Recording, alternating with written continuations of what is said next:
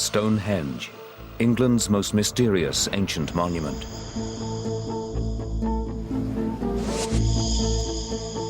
On a site older than the pyramids of Egypt, 85 massive stones, some weighing more than 40 tons, stand guard on a remote and windswept plain. Why is it here? What is it for? And how was it built? The answers are lost in the mists of time. Myth links Stonehenge to England's mysterious Druids. Celtic priests are said to have practiced ritual sacrifice. Now we ask, who built Stonehenge? And unmask the face of a man who may have helped build this ancient monument.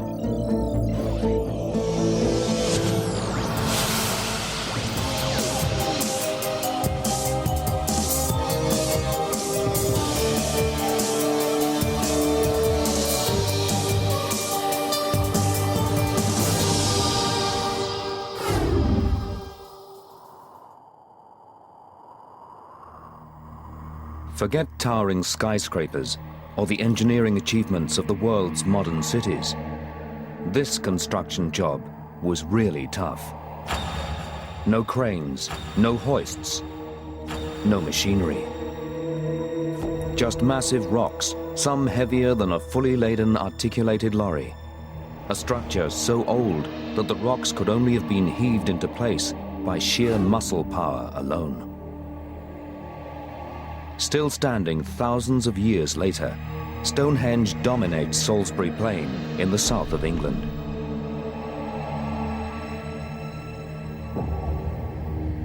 It has fascinated people since before recorded history and still captures the imagination today. Amazingly, unlike most ancient ruins, this is not an incomplete ruin. Today, it remains more or less how its architects designed it. Open plan, good ventilation, a little light on a roof, but a strong and ultimately long-lasting construction.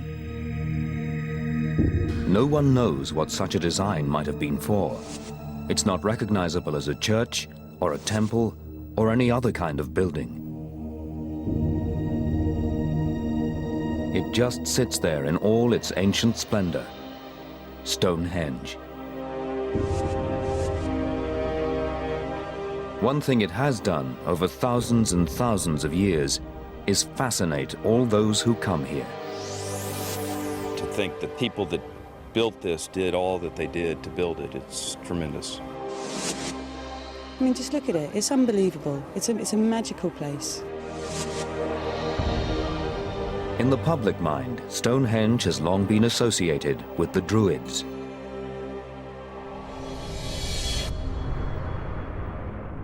The Druids were known as wise men, teachers and religious priests for the Celts who ruled much of northern Europe more than 2,000 years ago. They believed in the immortality of the soul, sometimes making human sacrifices to aid Celtic warriors in battle, or as a ritual to cure the gravely ill.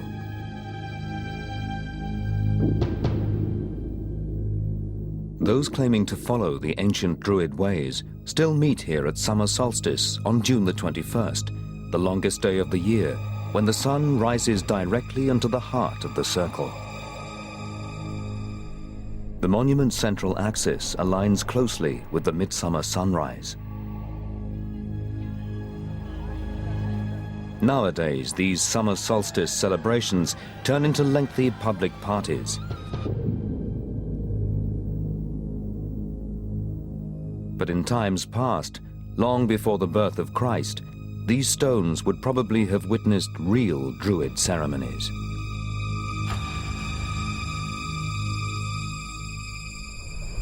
Bodies have been found in this area, not the victims of Druid sacrifice, but human remains more than 4,000 years old. Could these bodies help solve the mystery of who erected these stones?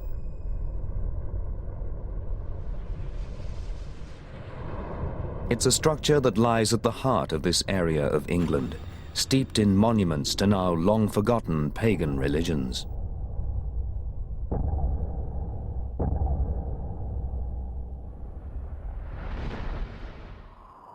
In this mystical heartland of England, there seems to be an ancient association with circles. Mounds that are circular, circles of rocks, shapes from our distant past. And even today, mysterious links seem to flourish. The area is famous for crop circles, incredibly complex patterns appearing overnight in cornfields.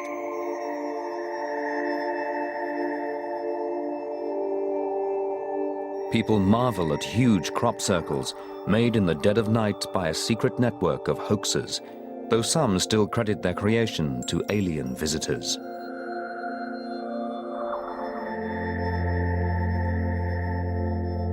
And yet, however intricate and huge the crop circle designs become, none can rival the mysteries of Stonehenge. The design evolved over many generations. First, a circular ditch and bank. Then a second phase of timber structures. The third phase saw the arrival of stones, some of which were repositioned over the years. The largest stones are 7 meters tall and weigh more than 44 tons. That's the same as 6 double-decker buses. In total, there is more than 1,500 tons of rock, the weight of 10 steam locomotives. Perhaps most amazing is the precision with which it's been built. Some believe that the massive stones have been carefully aligned with stars in the heavens, a giant astronomical calendar.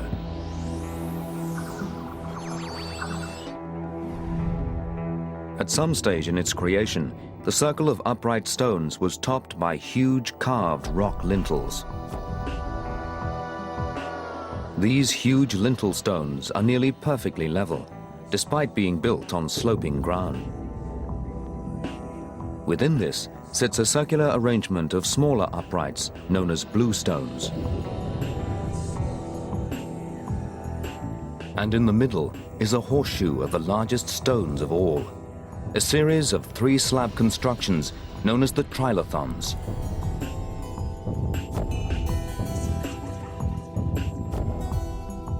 Stonehenge is unique. Nothing quite like it has been built before or since. But the question remains, who built it? And there are a lot of likely suspects. The first humans in Britain at the end of the last ice age were primitive Stone Age hunter-gatherers. Then waves of settlers and invaders from Europe and the ancient world. Druids, Celtic priests were preeminent until they in turn were swept away by the Romans, the empire-building civilization who 2,000 years ago conquered most of the then known world. Could any of these peoples be realistic candidates for the job of the drafting and constructing of Stonehenge? Can we decipher the available evidence to uncover who was really responsible? Stonehenge does not give up its secrets easily. But there are clues to be found, if you know where to look, deep under the stones. Early archaeologists found antler horns, pottery, and even human remains in the area. Modern radiocarbon dating offers new and more accurate dates to work with.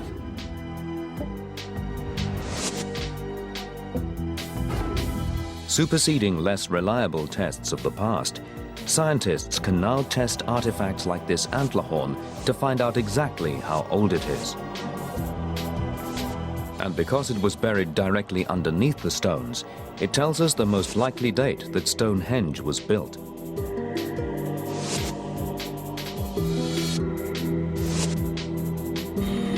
In tests published in 1995, scientists discovered that some previous estimates had been wrong. The final phase of Stonehenge was older than they thought.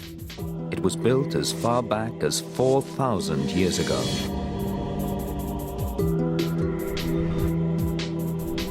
It's been stunning news for archaeologists such as Mike Pitts. The new radiocarbon dating of Stonehenge has had the biggest impact on our understanding of the monument since people first recognised it as something created by people many centuries ago.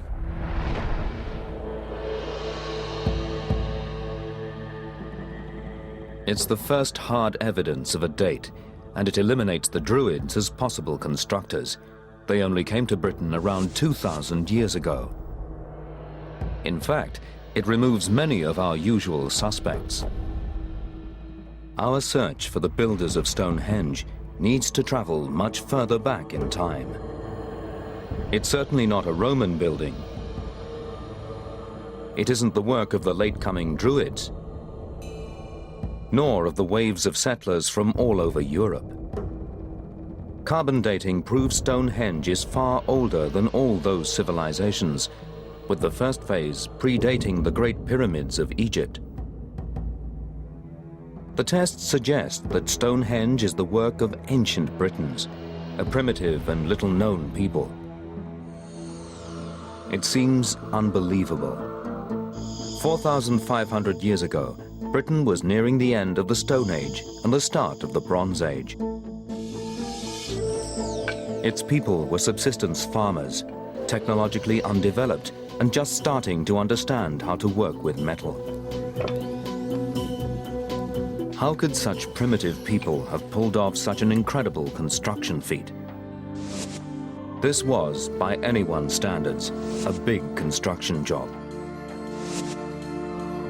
The first problem any ancient builders faced was getting hold of the construction materials, the stones that make up Stonehenge. And that was far from easy. There are two types of stones at Stonehenge. The smaller ones are called the blue stones, believed to have been hauled to the site before the larger sarsen stones. But once the sarsen ring had been erected, the builders seem to have had second thoughts. Over the years, the smaller blue stones were repositioned within it. No one knows why. And there's another puzzling question. Just where had all these stones come from?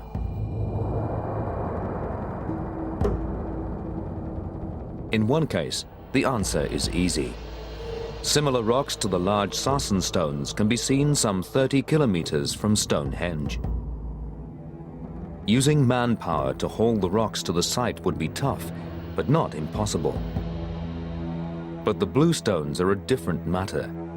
They're not from this area at all. In fact, even tracing their source isn't easy.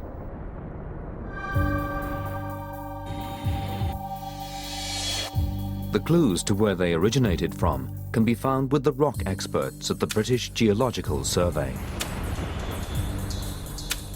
Here, in a vast collection, are rock samples from all over Britain, each one with its characteristic crystalline texture preserved as a microscope slide. And each specimen cross-referenced to the geological map of Britain. Is there a match between the rock type of the blue stones and a sample in the collection? And can that reveal the source of the stones anywhere in the British Isles? Under the microscope, the distinctive crystalline texture of the blue stones are a close match with samples already in the collection. They can even be traced to one specific location, the Preseli mountain range in southwest Wales.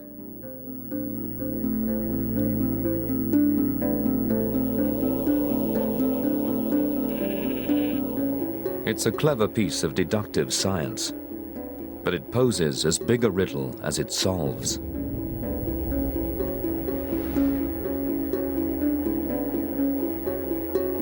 The Preseli Mountains are more than 300 kilometers away from Stonehenge. The journey begins in difficult terrain, And then, just to make it harder, involves crossing England's biggest tidal estuary.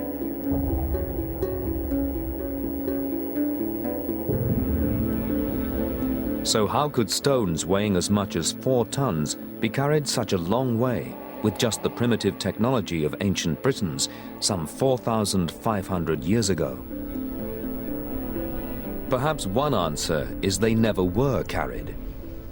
Perhaps ancient Britons just found the stones lying on Salisbury Plain, deposited there by a powerful force of nature.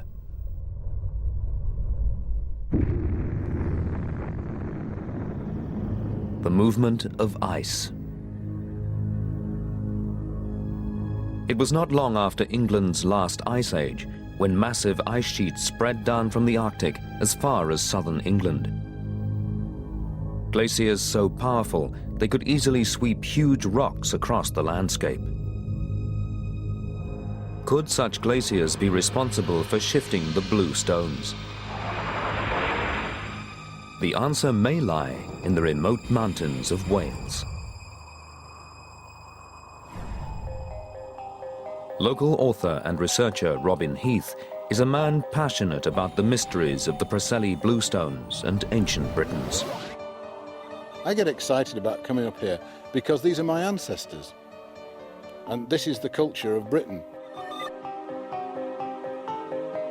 Heath has been exploring here for the last 20 years, cataloguing peculiarities about the stones, old artifacts which provide the latest clues for our investigation. Many of the stones here at Preseli have giant stone wedges stuck between them. Someone, at some time, has tried to prise them away from the rock face.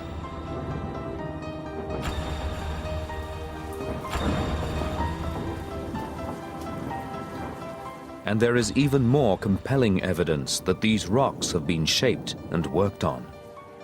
There are some stones that show evidence of being cut to size. And there are other stone tools being found by several people that appear to have been used for dressing the stone somewhat before its journey. The Stone Age tools found nearby suggest that these rocks were being worked by men around the time that the bluestones appeared at Stonehenge. But the most clear evidence that the glacier theory is unlikely lies at Stonehenge itself. There are no other bluestones to be found where the monument stands on the vast expanse of Salisbury Plain. And what sort of glacier would deposit only these few massive rocks and leave no other trace of its passage?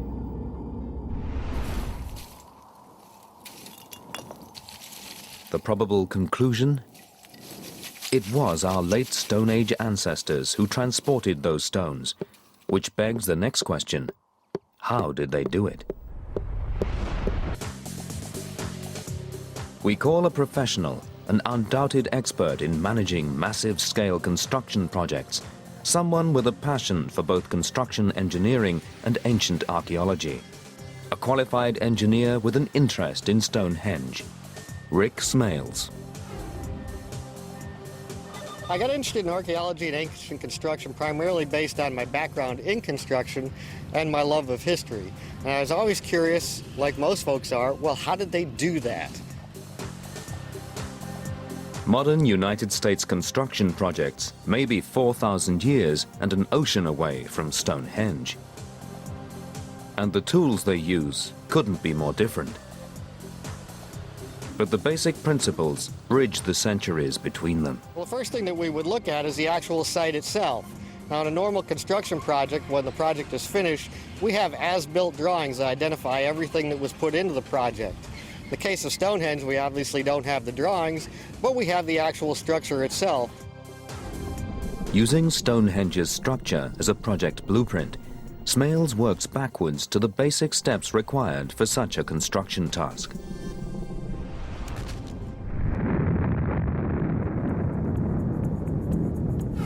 Step 1. Get your construction materials to the building site. Step 2.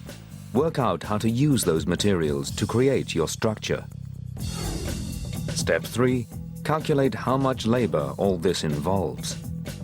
Using Smale's 3 steps, it may be possible to work out how Stonehenge was built.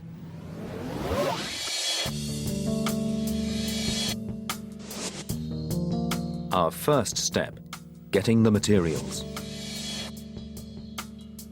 The 40-ton sarsen stones are relatively easy. They are believed to have been brought to Stonehenge from a site about 30 kilometers away. How did ancient Britons move such massive weights? A decade ago, a team of engineers tried to solve this problem. This time we're going to move it. Right, go. 1, 2, 1, 2, 1, 2. With the help of volunteers, a wooden sled, and a lot of grease, they moved a 40-ton rock 100 meters or so, a small distance compared to the 30 kilometers that the ancient Britons faced. Even trickier would have been getting those blue stones 380 kilometers from the place where they were quarried in the mountains of South Wales to Salisbury Plain.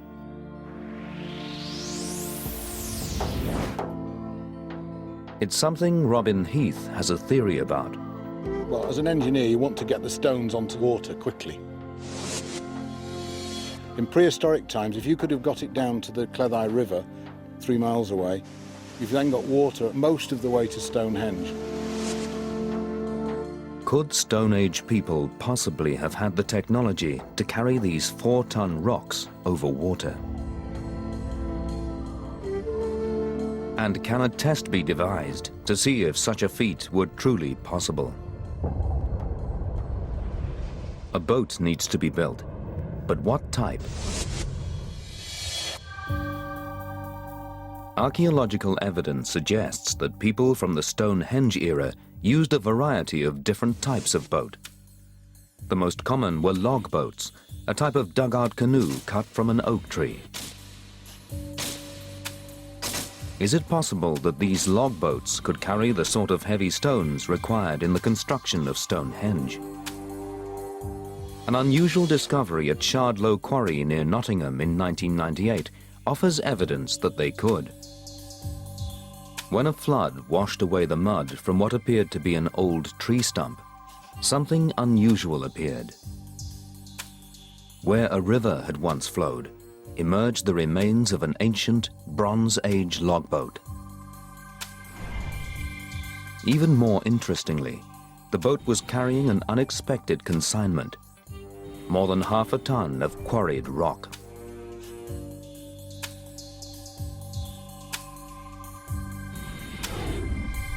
So a logboat seems the logical choice for our rock-carrying demonstration. For that, we require a very large tree. Fortunately, we find foresters culling some older oak trees from a hardwood forest, perfect to make the logboat.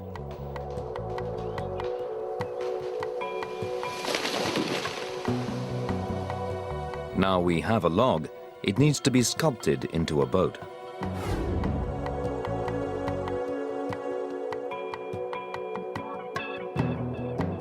Ancient woodwork expert Damien Goodburn takes up the challenge. What we're setting out to do here, to make a vessel that will carry the stones with the maximum buoyancy and reasonable stability, is to take a pair of dugout boats and link them together with a simple platform of poles, and then the stone will be something like that. So that's our aim. The practicalities of it may be quite difficult, but that's what we reckon should work. With the right tools for the job and help from some friends, Goodburn thinks the boat can be ready in 2 weeks.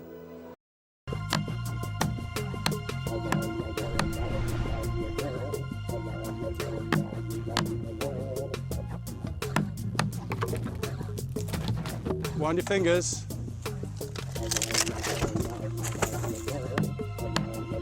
The team shows that the technology of the time would have worked, but completing the whole boat by hand, while authentic, is time-consuming. To speed up the process, chainsaws are called in.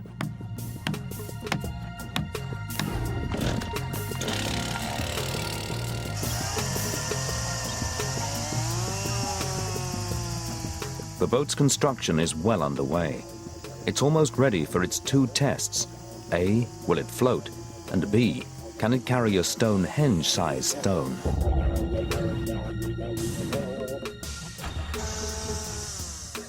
Assuming the boat floats, it now needs a very big rock. Because the Preseli Mountain is a protected national park, we blast out a boulder the same size and weight as the bluestones from this granite quarry.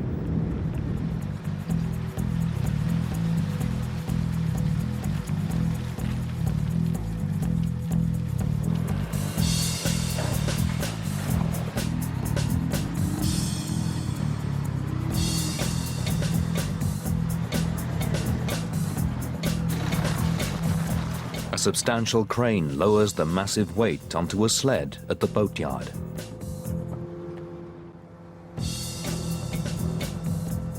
The team suddenly realizes what an immense task they have taken on. It's clearly going to be too much to balance such a load on one finished logboat. To make it work, another logboat built by Goodburn 14 years ago is standing by.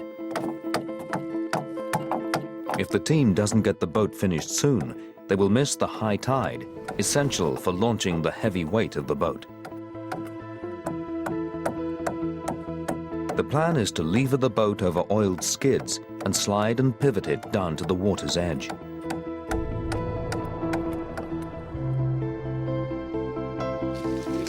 It's a nice idea in theory, but in practice it seems Goodburn may have underestimated the weight not just of the stone, but of the boat. 2, 3. 1, 2, 3. Eventually, with some extra effort, the logboat begins to gather some momentum. Keep pulling, that's it, stop. Right. But not for long. The team is worried about the jetty not holding up under the 1-ton weight of the boat. These are just fairly rotten 3x2s, and I'm not sure that's going to take a ton weight. Never had this trouble in the Bronze Age. Wasn't any sawn planking. 1, 2, 3. Are you pulling? No, we were pushing on these ropes. That's why they. That's why they stayed straight. Okay. Are you ready? 1, 2, 3. Brushing aside the problems with the precarious jetty, Goodburn decides that one last push should be enough to launch the boat. 1, 2, 3. And instructs the chainsaw operator to get in and Okay, row. hold the gun off. Nice one. It might not have been the most elegant of launches, but the logboat now safely floats in the water. The team doesn't have time to waste. They still need to launch the other boat and lash the two together.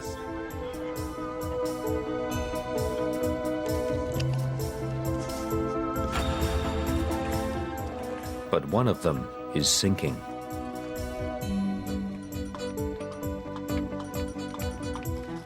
Undeterred, the team presses on with lashing the boats together, which involves drilling holes in the side of the boat. That's done.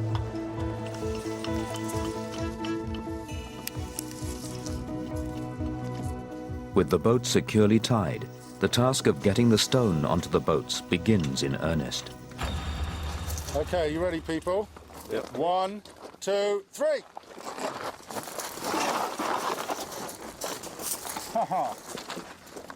Worried that the stone might slide too quickly, Goodburn changes tactics. So try a gentle push on 3, okay? 1, 2, 3. Nothing at all.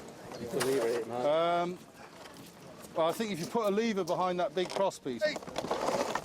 It's going up over the barrow now. With the lever in place, the stone begins its slow crawl down to the boats. Hang on a minute. Next, the volunteers control the weight of the stone as it's placed on a bridge that will tilt it towards the boats. Okay. Okay, be trees, but only gentle trees. As they take the strain, Goodburn's plan is to have them slowly release the sled. Relax slightly. Can we push the boat out? Hang on a second. Let the boat out, please. We need to pull this over now. Let this But then disaster strikes. Goodburn is too distracted to notice what has happened. But the stone is still slipping, and he hasn't realized that the sled is now stuck underneath the poles on which it is supposed to be resting.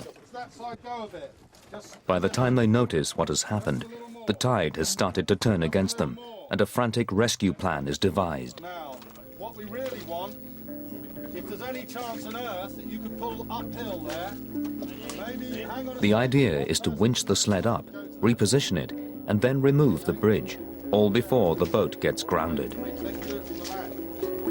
On 3. 1, 2, 3. Yes, enough. Hold it. Lean back. You can't pull if you're vertical. You've got to be at 45 degrees. The sled is now in the right place, but there is a much more pressing problem. The boats are dangerously close to sinking. They plug the leak with flax and lard, which should last at least a couple of hours.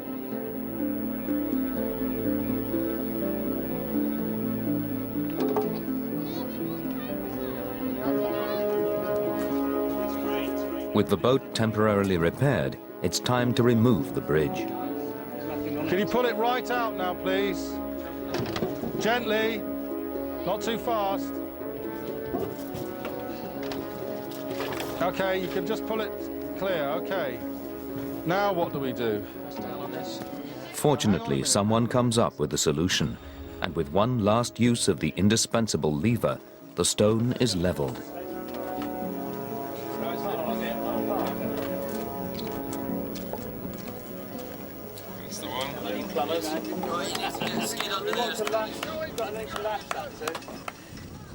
Got some leaking through that peg. Can you tap that in a bit more if I give you this?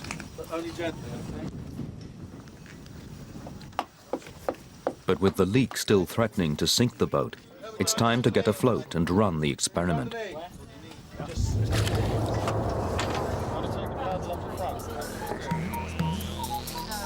Could the combined technology of logboats and human power move a 4-ton stone across a tidal estuary? Or would the weight of the stone prove too much?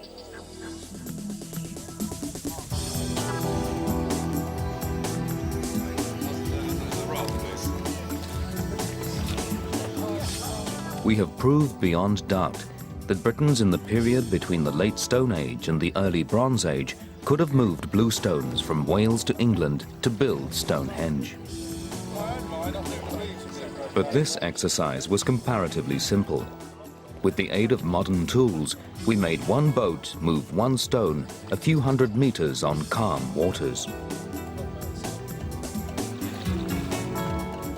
Our ancient cousins seemingly built boat after boat and moved stone after stone, hundreds of kilometers across open sea. The scale of investment of time, human effort, and ingenuity is almost beyond comprehension, and this from a supposedly primitive people. And their job was not over yet. 1, 2, 3, whoa! Once the stone arrived on the site, it still had to be raised. This is step 2 in Smale's guide to build Stonehenge. Back at the attempt 10 years ago, the team of engineers thought that this could be done most efficiently using a ramp to provide a pivot point.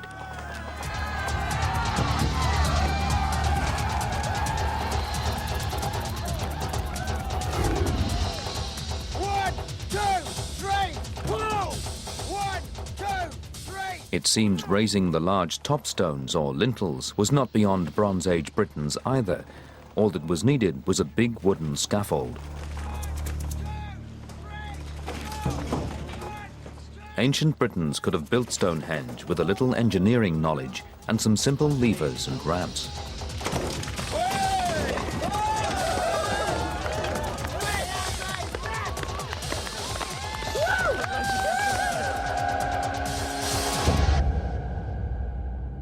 Armed with all the data, can Smales calculate just how many hours of labor it would have taken to carry out all the work? We're looking at probably a peak workforce of maybe 300 people, taking on the short end, the quickest it could be built, maybe 2.5, 3 years, and using in the order of 1.5 million to 3 million labor hours. The work may have been spread out over generations, much like a medieval cathedral. But what could possibly have motivated them to undertake such a huge project?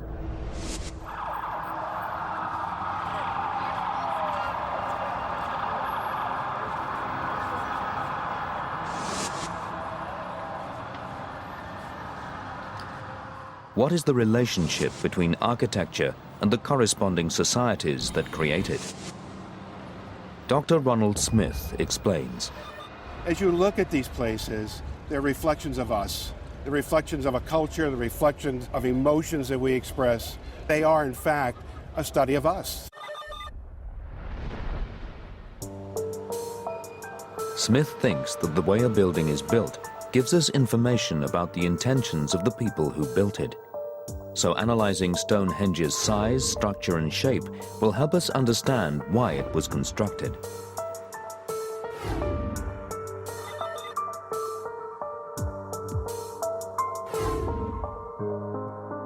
Smith explains his theory with a modern example, Las Vegas.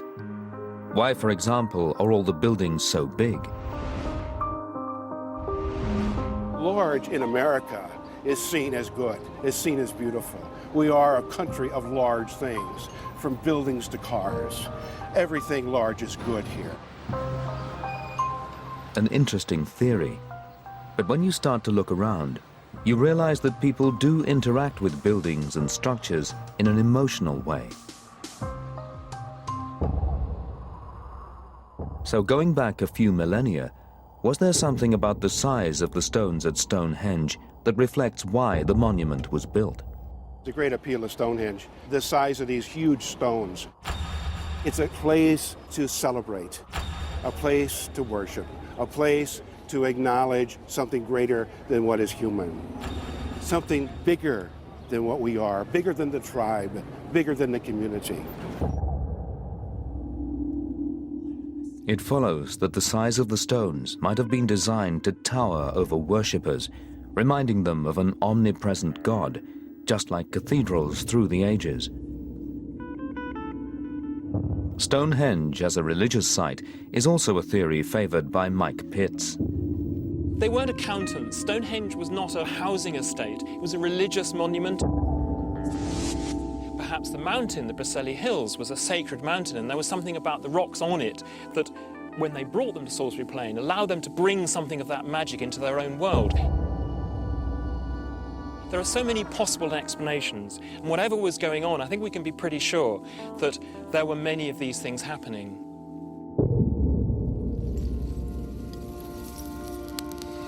All this new information starts to reveal that ancient Britons at the time of Stonehenge might not be the primitive people we once thought them to be.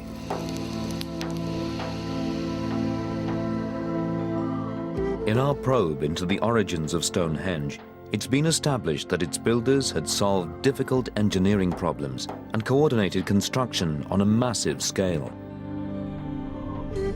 Have the abilities of these ancient Britons been underestimated? Can we build a more complete picture of these people to reveal the truth about the builders of Stonehenge?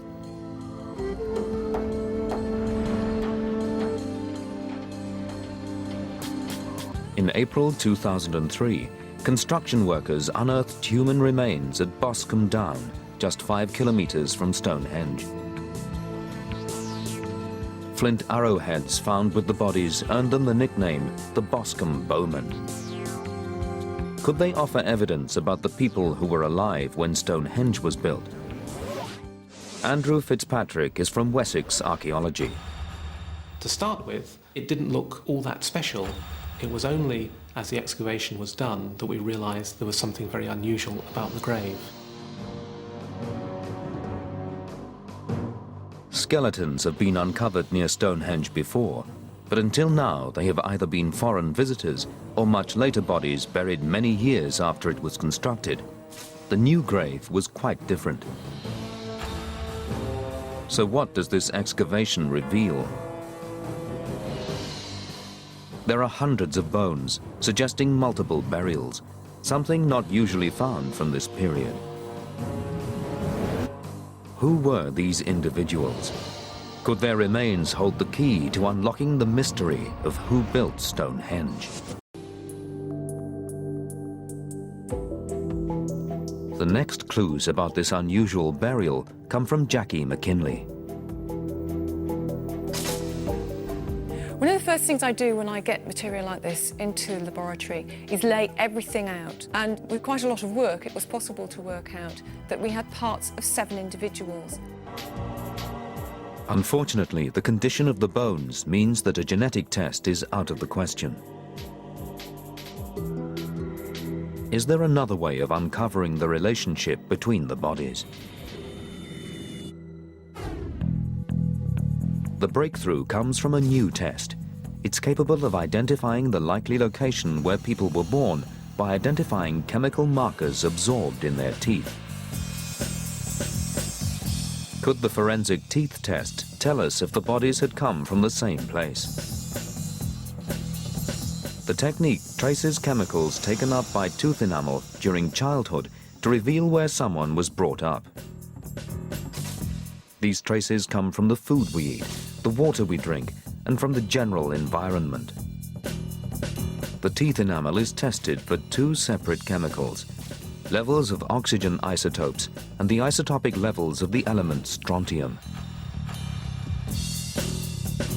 Each reading is compared to a map of known levels of oxygen and strontium and reveal the locality that has left these chemical fingerprints in the teeth.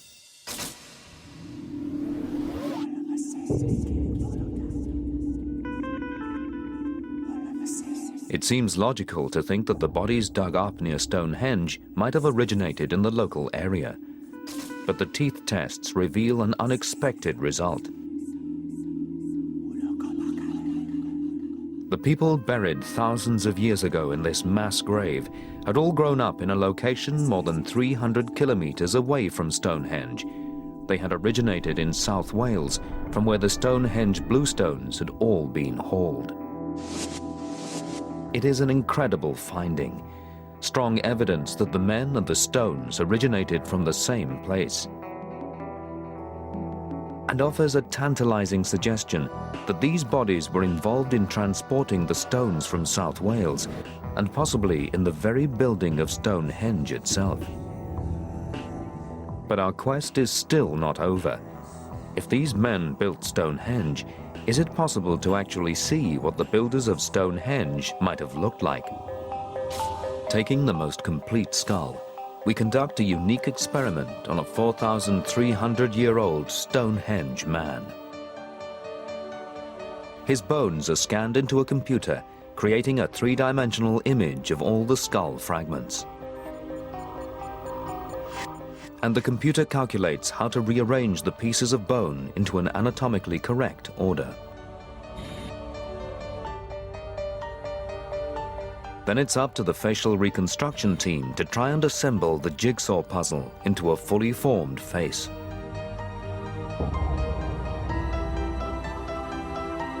Here at the University of Manchester, experts use this new technique. Skilled facial anthropologists use advanced software to build layers of muscle. The system allows the operator to feel the contours of the skull layer by layer to create a 3-dimensional model.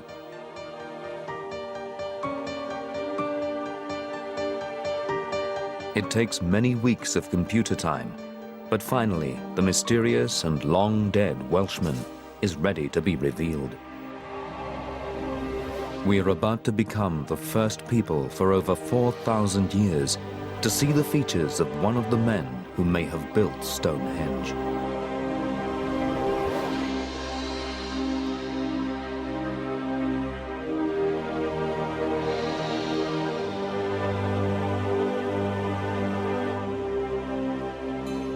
The journey to uncover the builders of Stonehenge has ranged from Salisbury Plain to the mountains of Wales. We have seen how ancient Britons could have hauled vast slabs of rock huge distances across land and sailed them across water to construct the monument. Examination of ancient graves has given us a face and shed new light on the origin of those who might have come from far and wide to build Stonehenge.